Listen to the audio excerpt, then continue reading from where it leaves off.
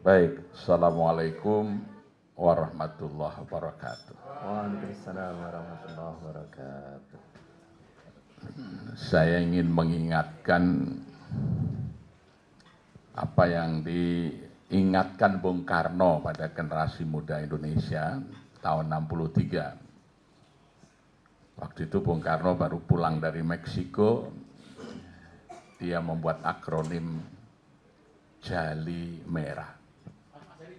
Jali Merah, jangan sekali-kali melupakan sejarah. Yang kemudian diplesetkan oleh Mr. Ali Sastramidjoyo yang ketua PNI karena seragamnya merah menjadi jas merah. Dan jas merah ini lebih populer dari Jali Merah. Waktu itu Soekarno mengutip prasasti di Museum Meksiko, Historia Vitae Magistra, sejarah adalah guru bagi kehidupan. Jadi kalau kita melihat perjalanan negara kita, sepertinya kita berjalan di tempat. Jadi menyimak pidato-pidato Prabowo, saya ingat sedang berada di tahun 63-64. Ya, waktu itu kalau pagi kita nyetel radio, itu RRI menyiarkan konsep Bung Karno yang hari ini sepertinya menjadi nalarnya Prabowo, yaitu Resobim, Revolusioner Sosialisme Indonesia dan Demokrasi Terpimpin. Ya. Resobim, Resobim, Revolusi Agustus 45, Resobim, Resobim, sosialisme cinta negara, kita butuh pimpinan yang jujur, rakyat pasti hidup adil makmur, Resobim, Resobim, hidup Resobim. Rakyat butuh murah sandang pangan, minggir pimpinan yang curang, Resobim, Resobim, hidup Resobim. Jadi sekarang ini Resobim ya.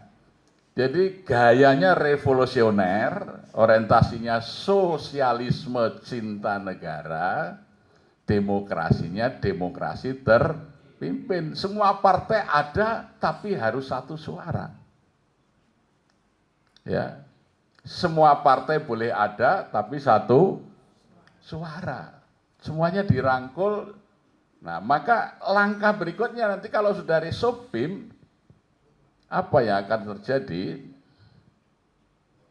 Itu nanti ada satu partai yang kemudian akan memanfaatkan ketika kekuasaan sudah di satu tangan ini untuk menyingkirkan lawan-lawan politik. Jadi dulu dari Resobim bergeser ke Nasakom. Jadi yang tidak setuju, yang kritis disebut kepala batu, ya kan itu ya.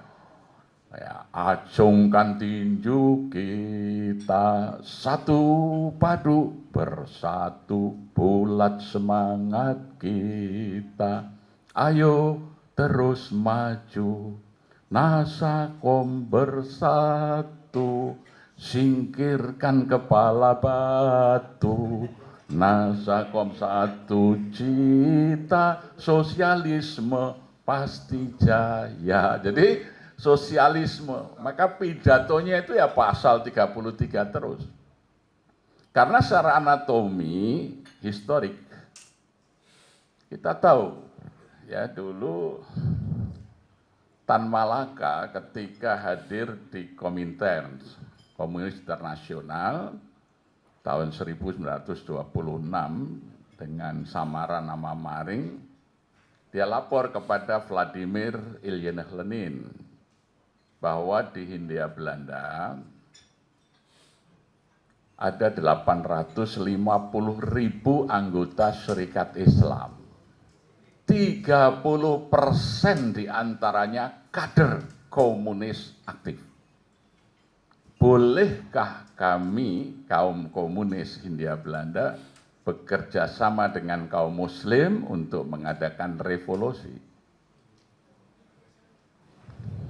Maka Lenin menjawab dengan doktrin Zidanov tahun 1927 yang mengatakan kaum muslimin adalah kelompok borjuis lawan daripada komunis.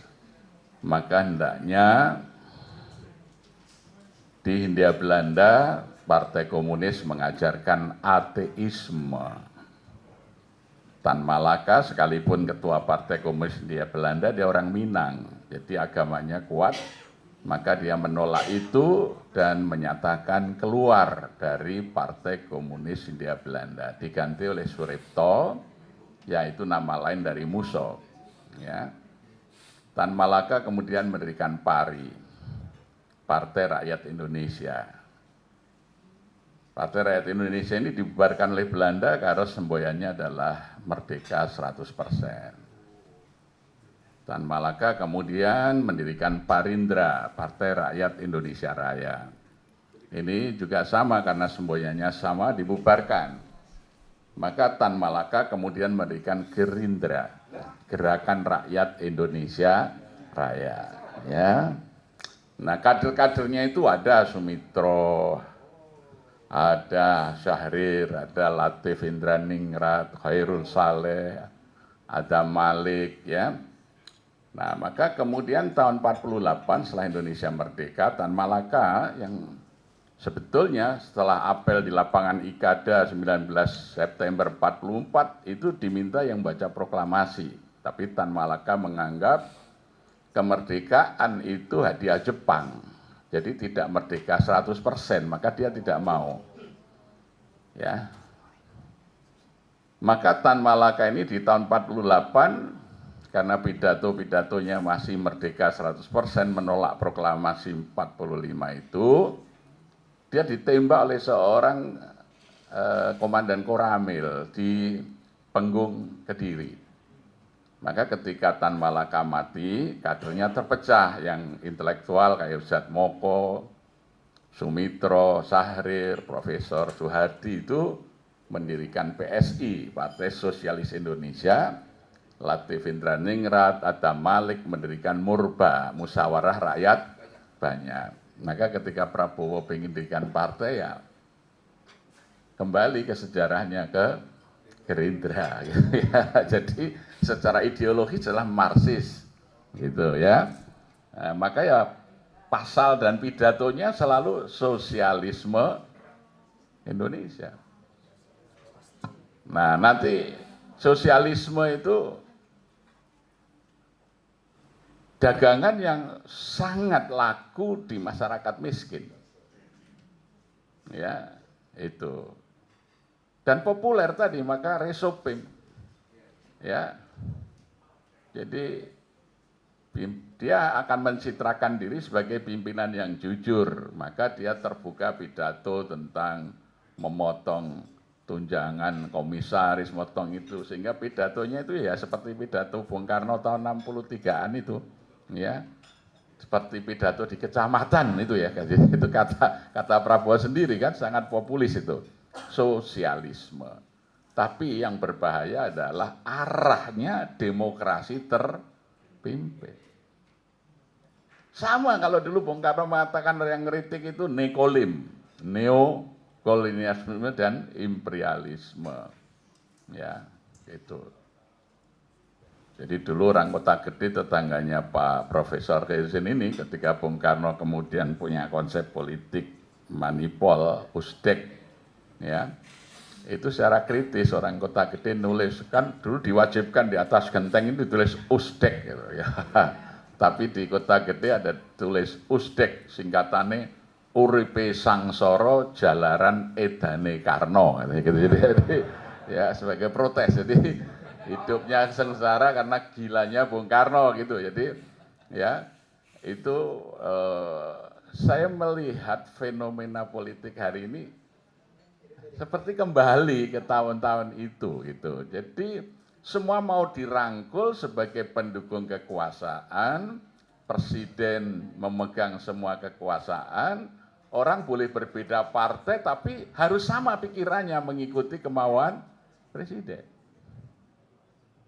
Ya, mereka yang nanti kritis akan disebut sebagai kepala batu. Itu akan diancam tuh, acungkan tinju kita. Semua rakyat disuruh menuduh yang tidak jalan. Coba aja Anda kritik makan bergizi gratis. Acung tinjunya akan ditujukan ke situ semua, gitu ya, oleh semua partai politik. Ya. Nah, maka melihat itu, waktu itu Ahmad Yani sangat khawatir. Maka Jenderal Ahmad Yani menulis surat kepada Paduka Soekarno mengingatkan, kami setuju tapi jangan kan gitu. Ya. Maka akhirnya ini nanti dimanfaatkan oleh petualang politik, yaitu menggunakan apa yang disebut MKTBP, metode 3 kombinasi bentuk perjuangan. Ya, jadi ini yang kita mesti waspadai, ya, metode 3 kombinasi bentuk perjuangan. Ya, jadi melihat perjalanan politik ini, saya optimis bahwa Indonesia akan berubah menjadi baik, ya. Seperti Abraha itu oleh Allah dibiarkan dengan gajahnya mendekati Makkah itu, ya, merapa semuanya seakan-akan tidak ada yang menghalangi. Nanti menurunkannya ababil itu kalau memang sudah benar-benar berbahaya bagi Ka'bah gitu loh. Jadi biar sempurna ini, ya, kekuatan kejahatannya ini, ya. Jadi ini kita yang perlu hanya menyiapkan stamina kita menghadapi tantangan perjuangan. Ya, jadi berjuang itu pasti akan berhasil. Allah tidak pernah tidak menghargai perjuangan, ya, itu. Tetapi kita ingat, ya, seperti Soekarno sendiri itu. Soekarno ini karena seorang peminat sejarah, ya. Jadi ibaratnya itu kalau Bung Karno sering menggambarkan membaca sejarah itu seperti menarik tali busur. Jadi semakin jauh ditarik ke belakang tali busurnya, maka anak panahnya semakin jauh meluncur ke depan. Jadi kalau orang paham sejarah, dia akan visioner. Tanggal 30 Desember 1929, Bung Karno pidato di depan Perhimpunan Pergerakan Politik Kebangsaan di Dalem Joyodipuran, Keraton Yogyakarta, sekarang disebut Lipowinatan, dalam Lipowi. Itu tanggal 30 Desember 1929. Bung Karno hanya pidato singkat, tapi pidatonya ini menggetarkan pemerintah Hindia Belanda, sehingga langsung ditangkap dan dipenjara 2 tahun 4 bulan karena pidato singkatnya ini. Jadi Bung Karno hanya mengatakan, kaum imperialis, perhatikan, tidak lama lagi apabila perang Pasifik telah menggeledek menyambar-nyambar angkasa. Apabila Samudra Pasifik telah merah oleh darah dan bumi di sekelilingnya telah diguncangkan oleh ledakan-ledakan bom dan dinamit, maka di saat itu bangsa Indonesia akan keluar dari belenggu penjajahannya dan menjadi bangsa yang merdeka. Langsung dihentikan oleh Velpolis, ya, oleh Intel polisi, dikirim ke stasiun Tugu, bawa ke Bandung, dan beliau 2 tahun 4 bulan karena pidatonya ini. Ya, pidato optimis itu membahayakan bagi penguasa zalim. Gitu. Hanya pidato itu. Dan kemudian ketika di penjara, ditengok oleh tokoh-tokoh perjuangan kita yang duduk di Vokres, menjadi Dewan Rakyat. Yang senior ini memberi nasihat pada Bung Karno, Bung, kamu mimpi di siang bolong. Kami ini memperjuangkan Indonesia berparlemen di bawah payung Belanda saja ditolak. Kamu menuntut Indonesia merdeka sekarang. Mimpi katanya. Apa kata Bung Karno? Ayam berkokok karena telah melihat fajar menyingsing. Fajar menyingsing bukan karena kokok ayam. Tuan-tuan ini hidup mendapat satu dari negara, sehingga Tuan bangun siang. Saya ini ibarat ayam kampung harus cari makan sendiri, maka aku telah melihat fajar kemerdekaan itu menyingsing di ufuk timur, maka aku berkokok Indonesia merdeka sekarang.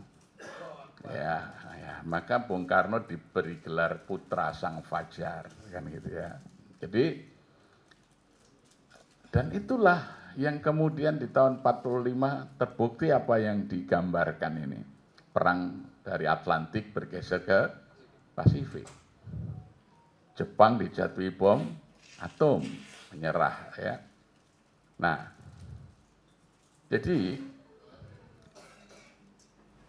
kalimat-kalimat tentang keberhasilan perjuangan itu menjadi vitamin bagi para pejuang di tengah sesak nafasnya menghadapi beratnya perjuangan ini.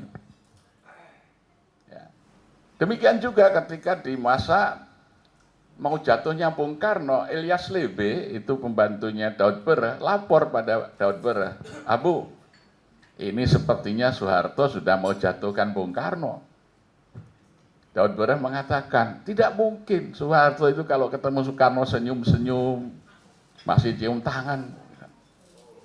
Ilyas Lebe bilang, Abu ini orang Aceh, kalau mau bunuh orang marah-marah dulu.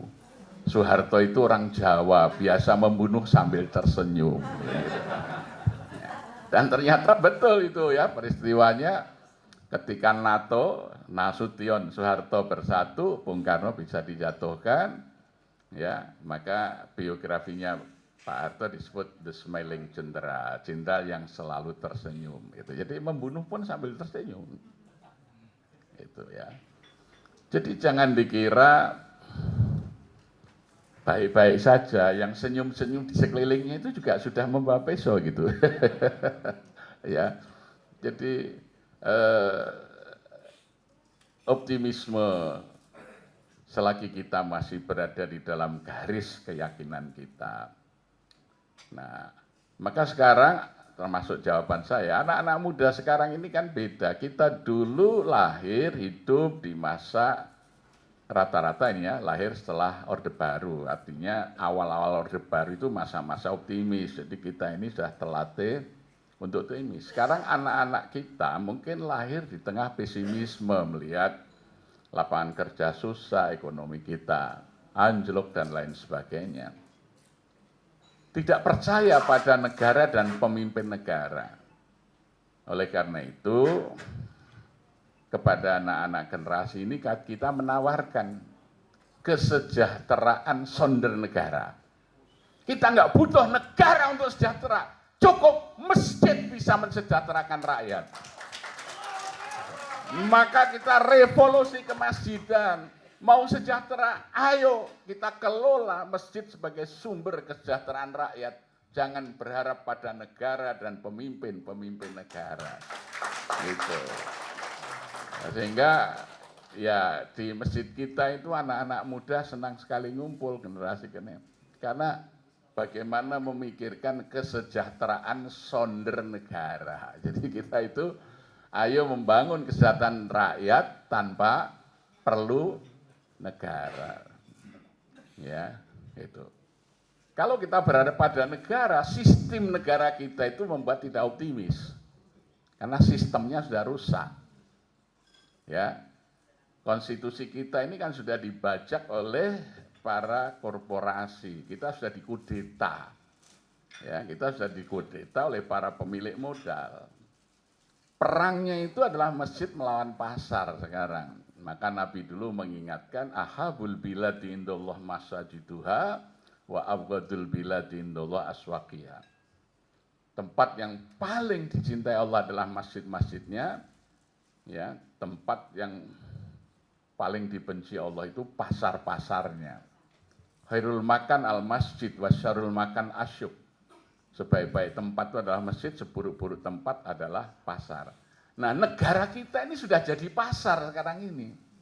Pemilik modal yang akan menguasai gitu ya. Nah, maka harus dilawan oleh ideologi masjid tadi.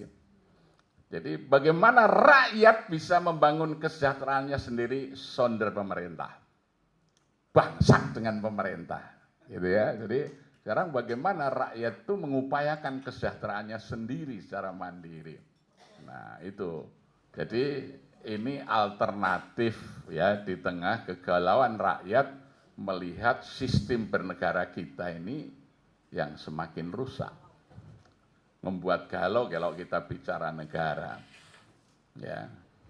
Jadi oleh karena itu